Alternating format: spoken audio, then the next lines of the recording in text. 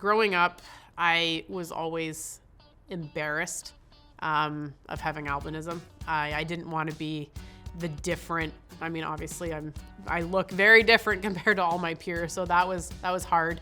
So on top of that, I didn't want to admit that I couldn't see things. So I did a lot of fake it till you make it.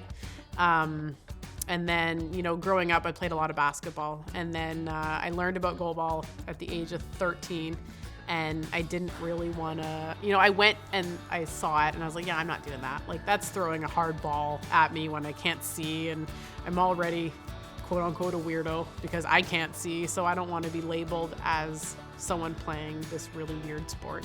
And yeah, they're just throwing balls at each other really hard. So I'm like, I don't want anything to do with that. And so I kind of, went back and continued just like playing school basketball. But then realizing as I get older, it's going to be harder to keep up to that level, right? So I really didn't give goalball a fair enough chance. And I don't know, like, I feel like it just kind of snapped one day. It's like, you know what? You are different. You can't see so great, and that's okay. So I did. I gave goalball a second chance, and it's turned into shaping my whole life. And it was definitely being exposed to athletes with a visual impairment that helped me come to terms with my own disability. And, seeing how they don't let it stop them, I think helped push me and shape me to who I am today.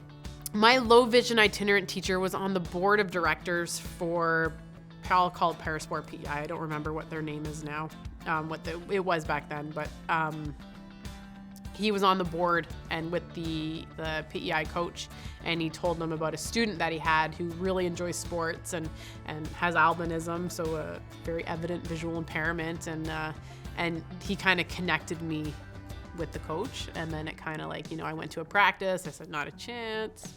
And then the following year I was kind of like, you know what, I do need to give it a fair shot, because it actually is kind of cool.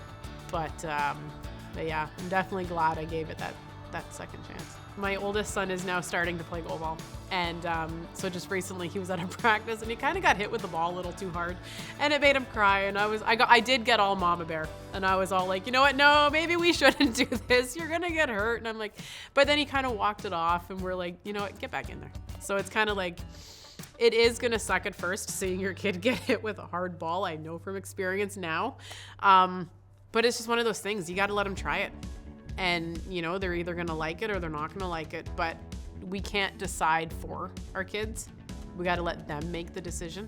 And it comes down to, now I know, maybe make sure Lucas doesn't get the ball thrown at him as hard as it was. Because, yeah, the poor boy, I felt bad. But yeah, it is just that is you have to let your kids make that decision. I try to go home as often as I can. All my family still lives there. I still have a lot of friends that live there. So I try to go home.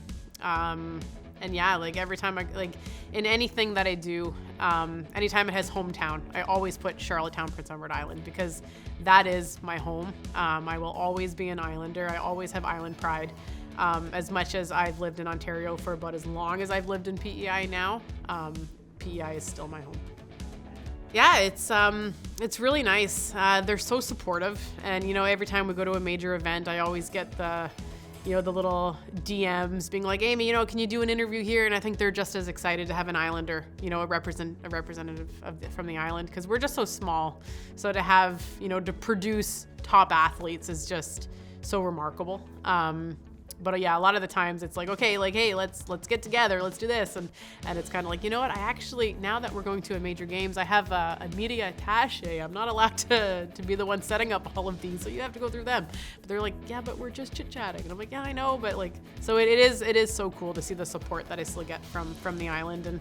And I was just recently there after Santiago, and I was awarded the top female athlete of the year and their lieutenant governor award, which is the top athlete in PEI.